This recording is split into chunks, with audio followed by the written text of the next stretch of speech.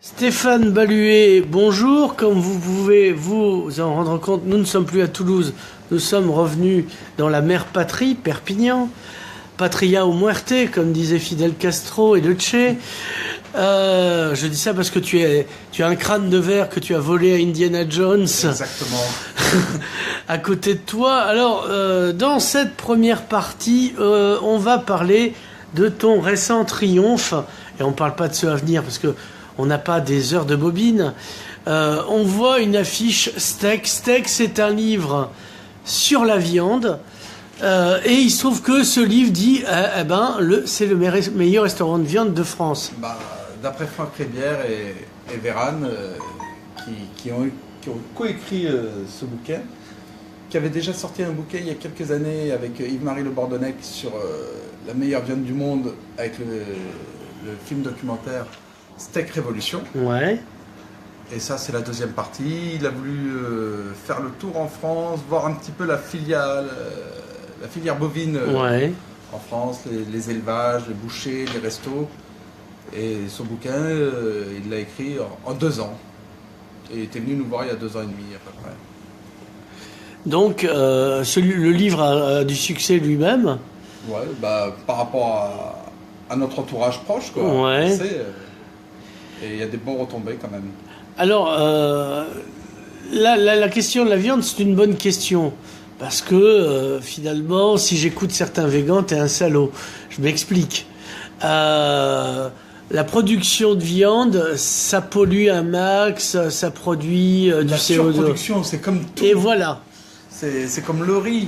Il y a eu un documentaire il n'y a pas longtemps sur l'Inde, sur tous les pesticides qu'ils mettent dans les champs de récolte, dans les rizières de riz, pour avoir plus de production. Les végans aussi bouffent de la merde, quoi. C'est pas bon. Donc, en fait, c'est la dose qui fait le poison, comme on dit.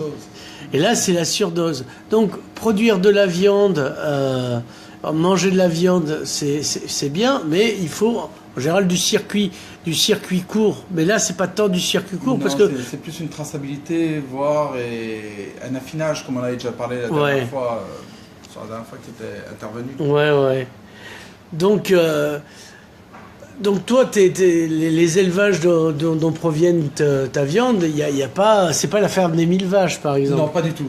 Pas du tout. C'est des petits éleveurs locaux avec qui on bosse. Mmh.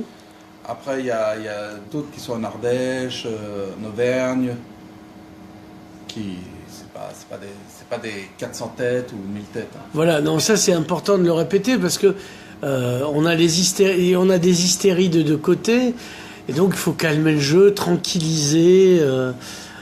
Donc voilà, et donc parce qu'on a vu aussi des documents, des films dans les abattoirs où c'est fait n'importe nawak. Là encore, ça ne te concerne pas. C'est le propre à l'humain. Tout le monde ne fait pas bien. On en parlait tout à l'heure aussi. Ah oui, le chirurgien, 20 sur 20. Donc voilà, donc on va revenir un peu sur l'aspect gastronomique. T'as combien de viande disponible chez toi? T'as de l'agneau, parce qu'on sait, du bœuf on sait, du porc, parce que tira mucho, souvenir. Là, ce matin, sur la livraison de ce matin, on a reçu, en effet, de l'agneau, du chai, agneau catalan. On travaille aussi les rognons sur le veau, les veaux de Villaseca. Voilà, on va pas parler des chevaux de suite. Non, parce que ça, t'as déjà assez de gens qui commencent à monter dans les tours sans que... C'est clair. Voilà, mais c'est vrai qu'on le mange. Et pas qu'après une bataille de Napoléon. Une charge de cavalerie ratée, ça fait du tartare. Un mauvais tiercé. Un mauvais tiercé, on l'avait prévenu.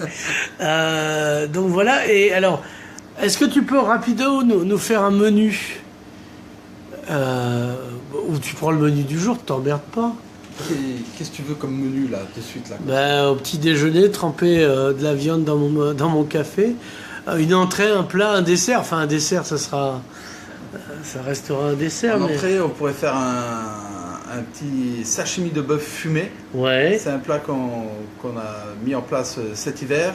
qu'on va proposer tout l'été en tapas. On va vraiment partir sur l'idée tapas, mais dérivé sur nos spécialités pour les touristes, pour ceux qui ont envie de découvrir d'autres choses. C'est des fines tranches de bœuf qu'on a passées au fumoir, agrémentées de wasabi et de sauce yakitori.